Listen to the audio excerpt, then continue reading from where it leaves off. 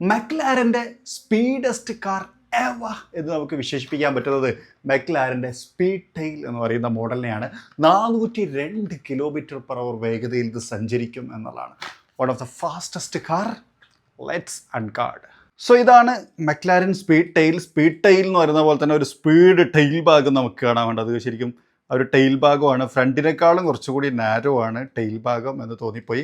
അതുപോലെ ഇവിടുത്തെ ഗ്ലാസ് ഇത് കുറച്ചുകൂടി ചീപ്പർ മെറ്റീരിയലായിട്ട് എനിക്ക് തോന്നിയിട്ടോ. ആക്ച്വലി അത് കുറച്ചും കൂടി വേണമെങ്കിൽ ഇമ്പ്രൂവ് ചെയ്യാമായിരുന്നു തോന്നി. അകത്തേക്ക് നോക്കുമ്പോൾ ഡീറ്റെയിലിംഗ് ഒക്കെ കാണുന്നുണ്ട്.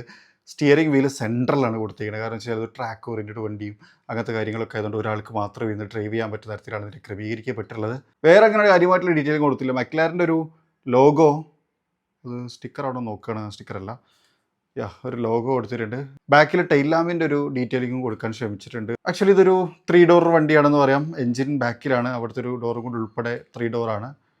ഫ്രണ്ട് കാണാൻ നല്ല രസമുണ്ട്. ആ ഒരു സ്റ്റാൻഡേർഡ് മെക്ലാരൻ ടച്ചും കാര്യങ്ങളൊക്കെ നമുക്ക് ഫീൽ ചെയ്യുന്നുണ്ട്. രസമുണ്ട് കാണാൻ. പക്ഷേ ആ ഒരു ഗ്ലാസ് ഭാഗം ഒന്ന് ഇമ്പ്രൂവ് ചെയ്യാമായിരുന്നു എന്ന് എനിക്ക് തോന്നി. ഒരു high speed 3 seater sports car എന്ന് നമുക്കിതിനെ വിശേഷിപ്പിക്കാം.